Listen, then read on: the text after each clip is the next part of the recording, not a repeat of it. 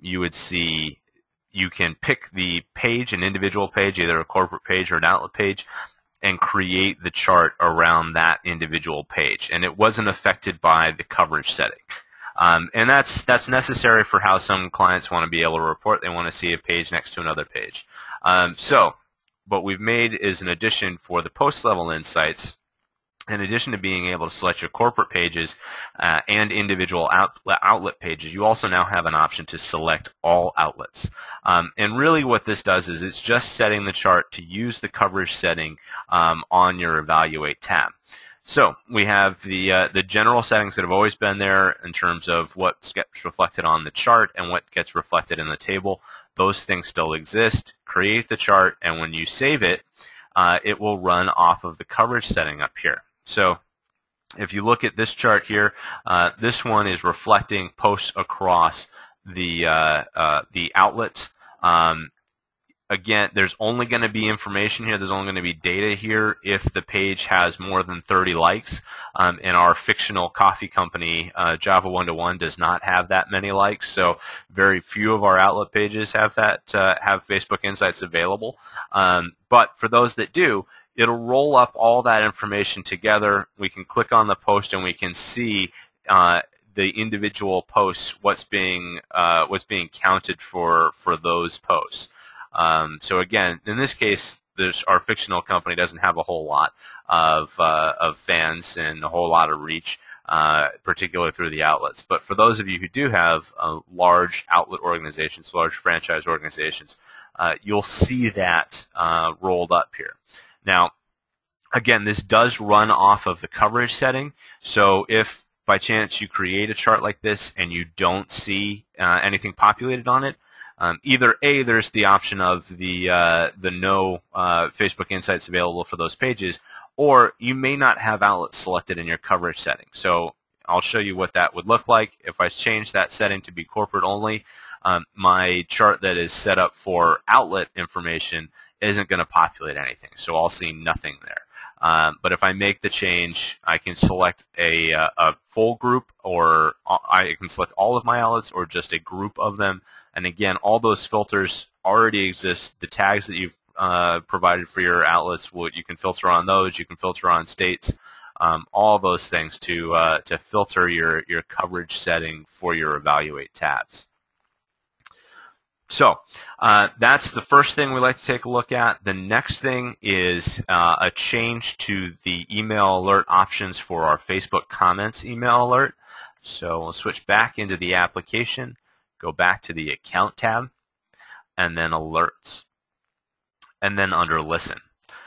So under listen, we have a dedicated alert option for Facebook comments. So when you're setting this up, you select the pages that you want to get the notification about, and then the method and frequency. And now we have an addition of being able to select the sentiment of the comments that you want to be alerted about. So you can set this up to send you an email alert only when there are negative comments, or only when there are positive comments on your Facebook post, or change that setting however you'd like. And again, that all runs through that same sentiment engine that calculates everything on your Listen and Explore tab. So the same sort of calculation that's happening there will happen for your Listen alert as well. And again, just another option. This was both of these issues, both of these items that we've looked at so far were specific client requests. So again, always send that feedback into us. We love to hear it, and you see here every week the things that are getting implemented based upon client feedback. Then the next thing we'll take a look at is a change for Connect121. Currently, this is in our testing environment and will be published on Monday, but this is a change for Connect121. So if we look at Connect121, the addition we've made here is a reflection of who is online on your account. So in the case that someone is online, you'll see a little green circle here instead of the red square. Red square indicates that they are not online. The green circle will indicate that they are online. In the case that they are not online, hovering over the name will also display a pop-up that tells you when they were last logged in. So you can see if someone is likely to catch your Connect one-to-one message immediately, whether they're actively working in the system, or see things like how often or when the last time they were on is when the last time they might have reviewed a Connect one-to-one message that you sent them, or the last time they might have been logged in to approve a task or complete a task that you had assigned to them, anything along those lines. So anywhere in the application where you see that drop down for Connect one-to-one contacts, you'll be able to see whether they are online or not. And again, that will be going live on Monday of next week. The next one we want to take a look at is a new chart option, or a new view option for the My Activity chart. So again, we're going to go back to our testing environment and go into Evaluate. And then I've got a chart set up already showing this. But the My Activity chart has previously been set that it reflects the date that you actually did the activity. So if I log into Engage121 on a Monday and I create all of my posts for the rest of the week, I'll have a spike on my chart for Monday, even though I've scheduled posts to go out throughout the course of the week. Now, depending upon what I'm trying to report, I may be trying to report on when I'm actually doing things for the client, or I may be able to I may want to report on when those posts are actually going out.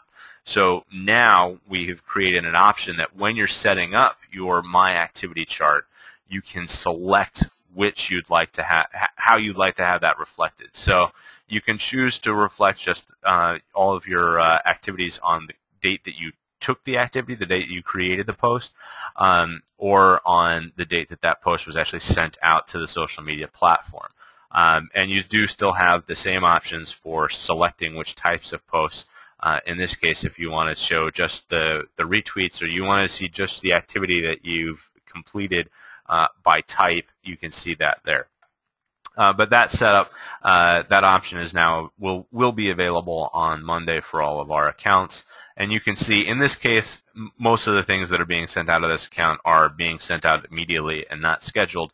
But you can see here that there is on this day there were posts being made that were scheduled for a later date. So they show up on the created date, created chart, but not on the activity sent chart, likely because they haven't been sent yet. And then the last thing I want to show you is just a really quick little change or addition to the way that we publish Facebook photo albums in Speak. And then I will turn it over to Jenny to walk through some guidelines on creating content.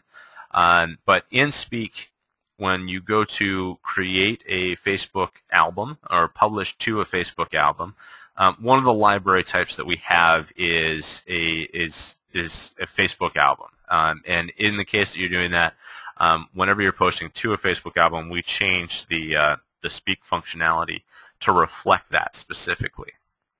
Now, previously, we ignored whatever you put into the text box here before selecting your album. So we'll put a caption in here.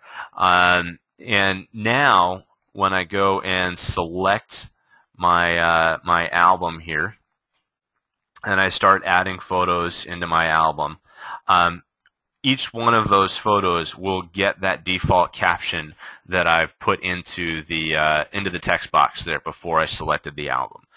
So if you have a standard caption that you want to apply to all of your photos, you can do that this way. You can, if you've got a copyright that you want to have connected with all of your photos, you can put that in there and then make your additional text, your text additions here in the caption box before posting it to Facebook. Additionally, if you do provide a caption when you put a photo into the library, that will pre-populate as well. However, if you fill in text in this box before you select that album, it will overwrite whatever caption you have you provided when you uploaded the image. So if I choose my album again, and I select this, you'll see that I have captions already populated for these photos. So if I've populated those in the library, we'll use those so you can have all of that prepared before you go to post it. Or if you put text into that that text box before selecting your photos, will overwrite it. So the choice is yours. Whichever workflow works better for you is now available. But again, this was another client-specific request. A particular client's workflow required that they be able to make those additions directly and use that text box to enter. So we've added that in. Now, I'm going to turn it over to Jenny in just a moment here. I just need to get her PowerPoint up and running, and we will pass it along to Jenny. There you go.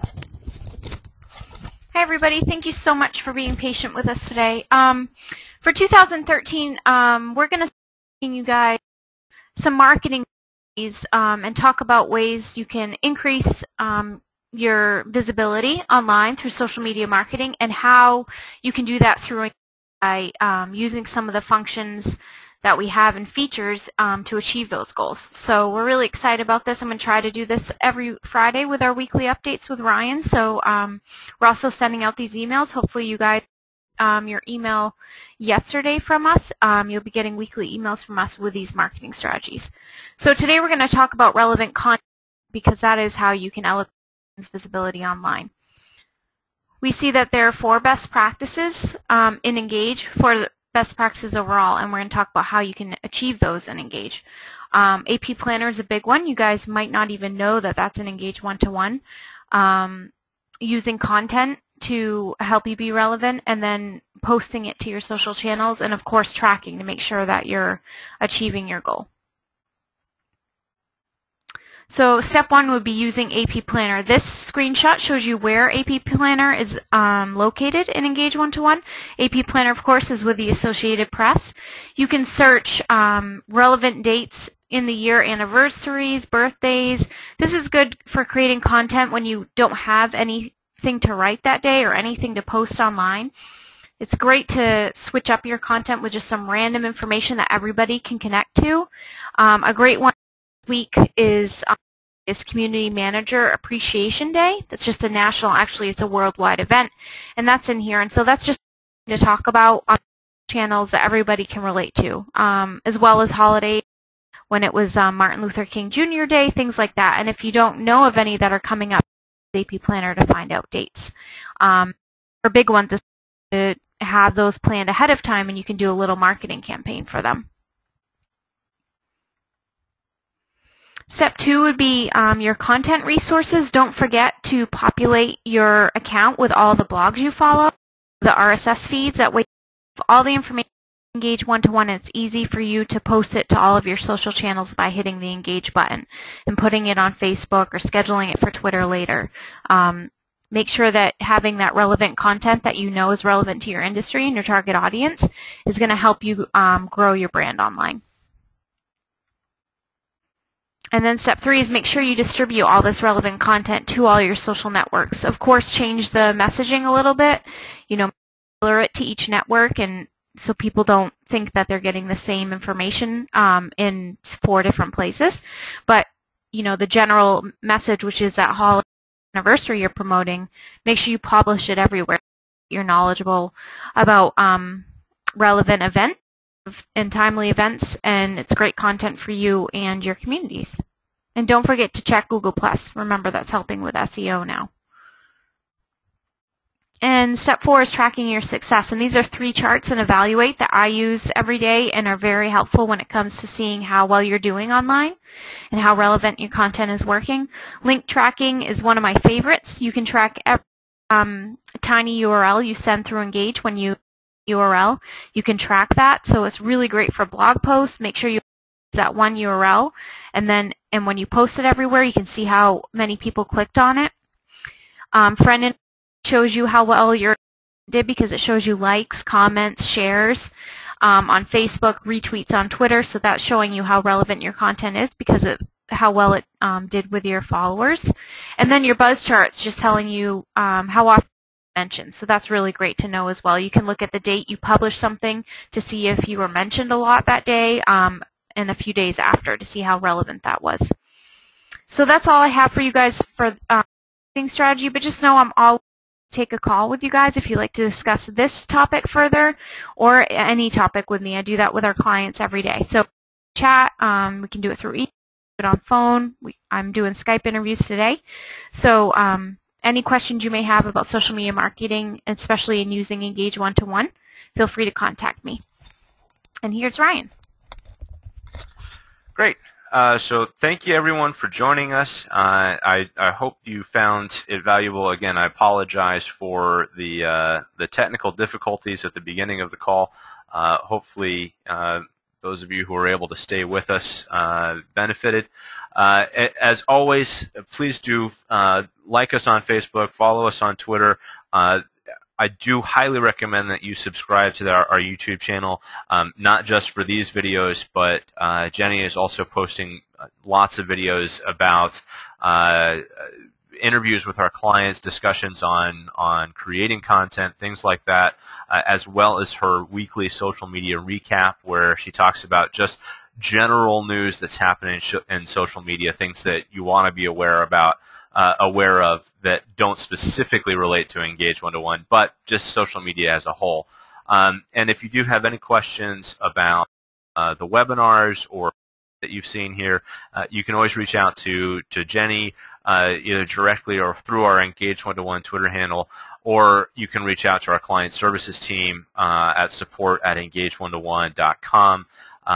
And please do let us know if there are other things that you'd like to see us cover. We're happy to do it, and we love to get the feedback.